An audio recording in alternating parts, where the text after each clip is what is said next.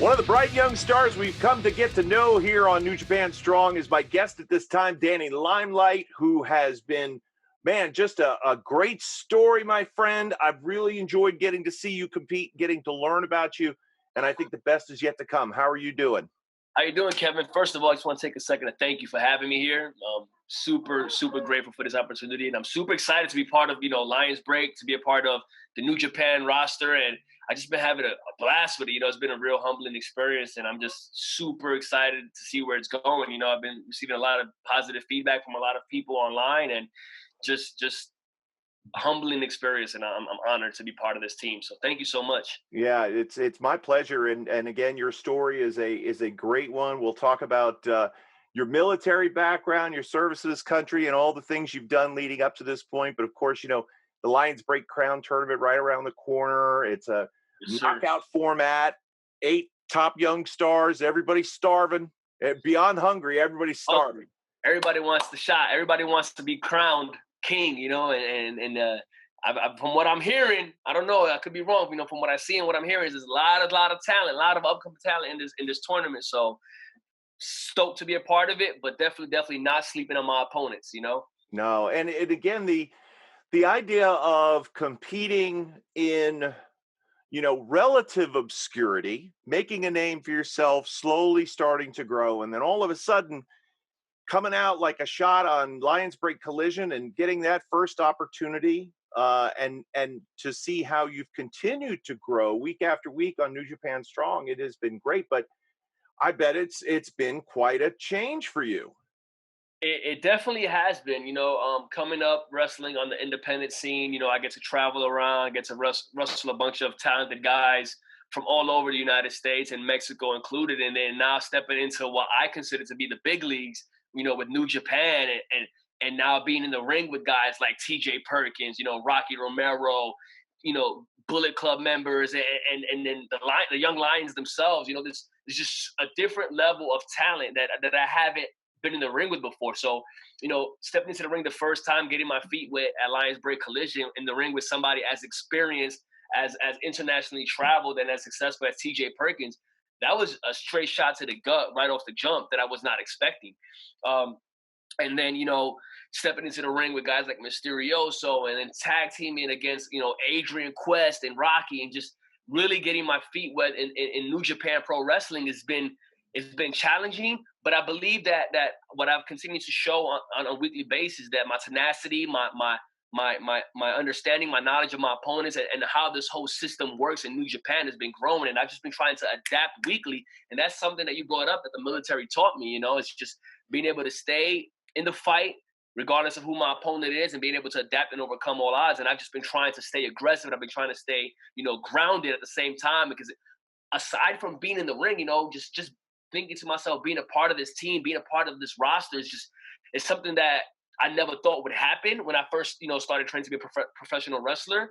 And now that I'm there, it's like a wow feeling. I don't know if that makes sense or not, but it gives me this feeling of like I've achieved something that a lot of people can't do, and it's a privilege and an honor. And I just want to make sure that every week when I go out there, I step into the ring, that I'm doing the best I can and showing that I belong.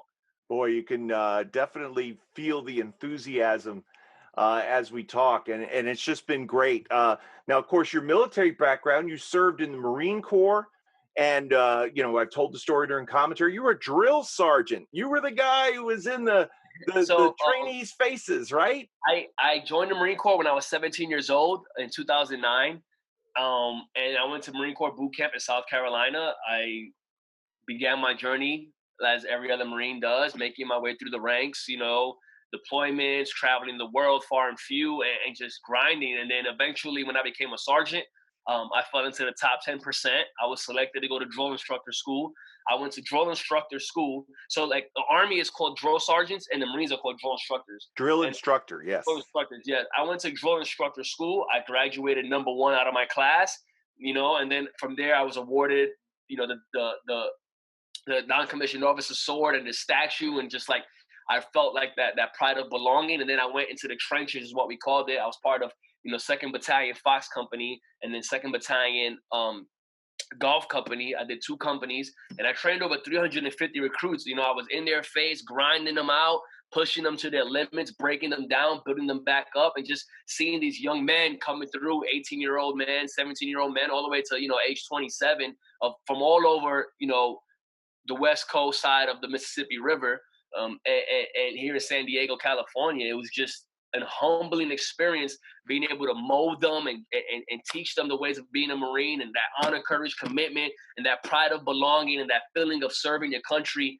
And then watching them walk across the parade deck 13 weeks later, they graduate, they're little privates and privates first class, and they're so proud, and their families hugging them, and they're feeling, that feel of accomplishments, and they're telling me thank you for this and that, and really, it's those young men and women that join the military, any branch, doesn't really matter. They volunteer at 18 years old or younger, and they go serve, and me just being able to have a hand in that, and just being able to help mentor and train was amazing. 350 Marines I was able to train, and I'm super thankful for the opportunity.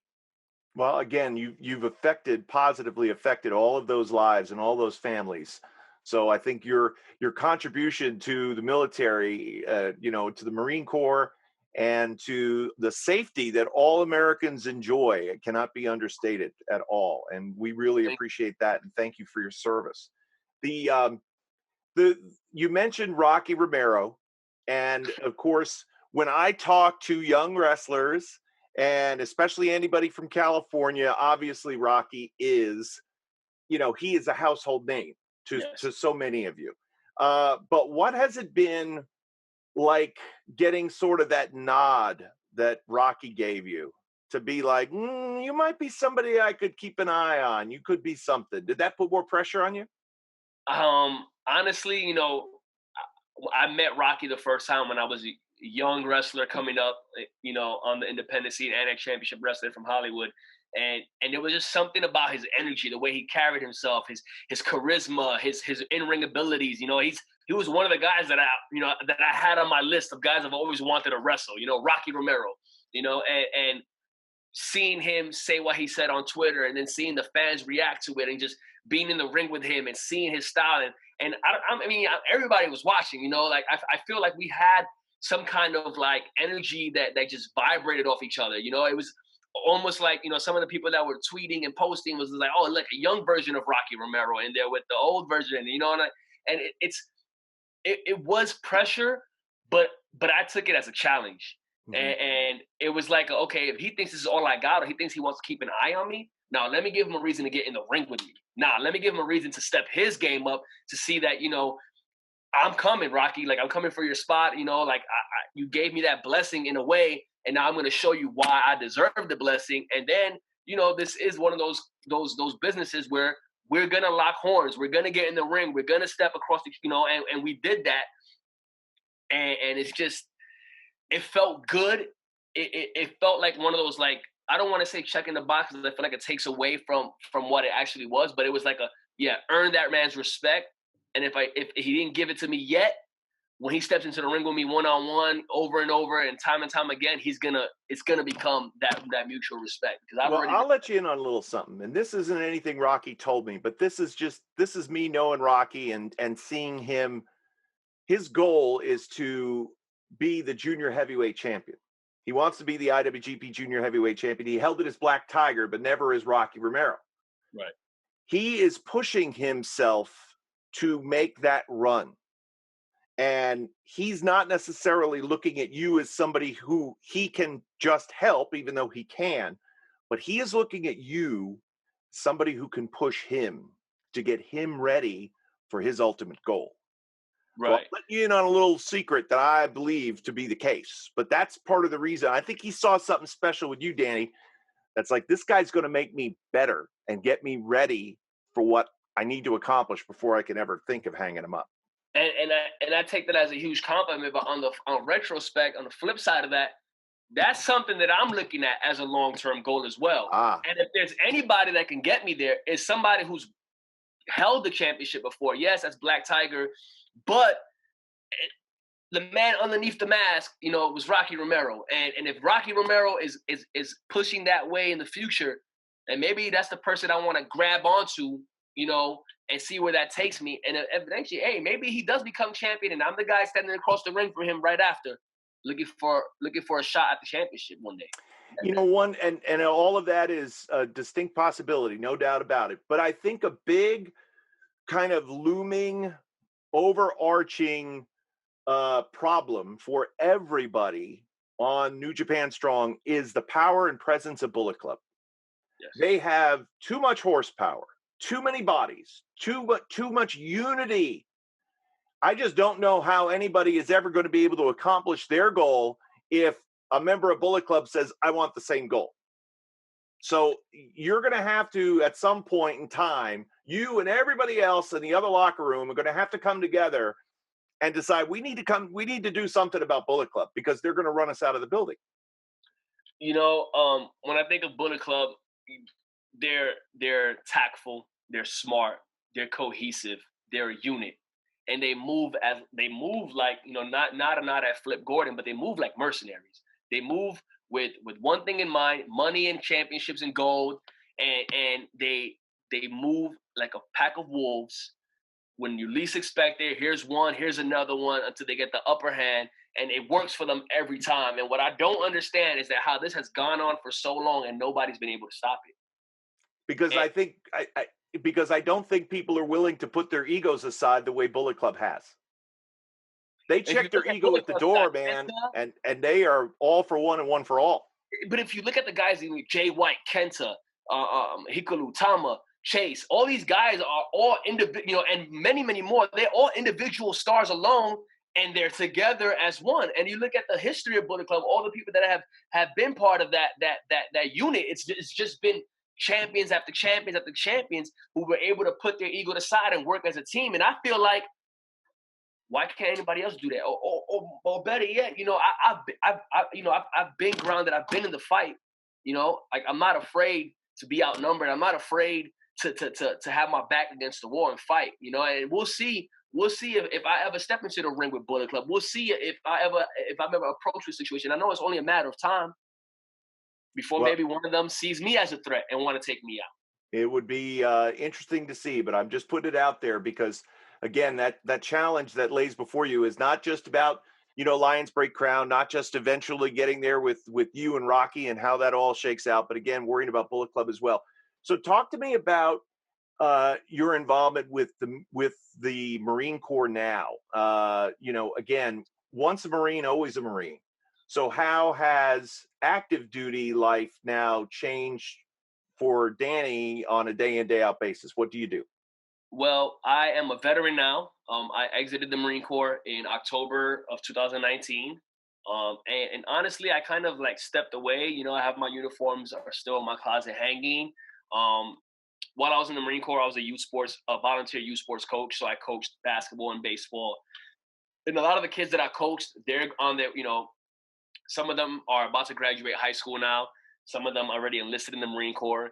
A lot of my recruits that I trained into Marines, they're becoming corporals and sergeants, and they're looking at becoming drill instructors and advancing in their careers. So now I'm, once a Marine, always a Marine. But I don't put the uniform on anymore.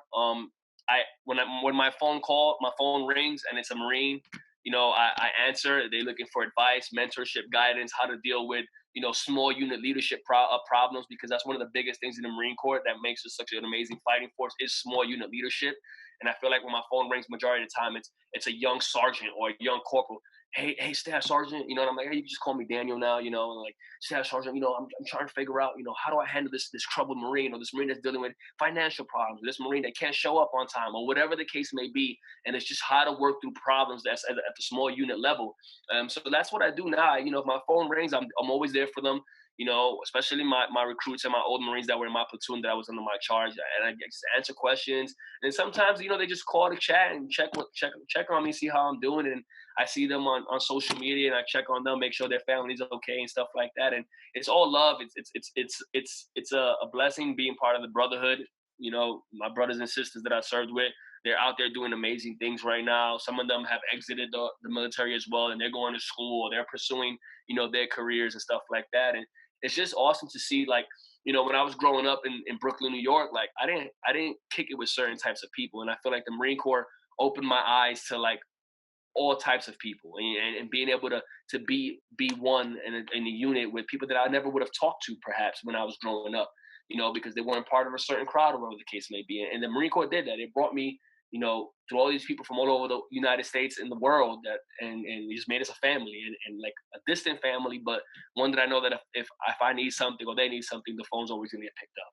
So Well, it's been just great to see your growth and development. And as the time goes on, Danny, do you look down the road? Like, where do you see yourself, say in 10 years in pro wrestling? It could be a lifetime from now, but I, what's the ultimate goal?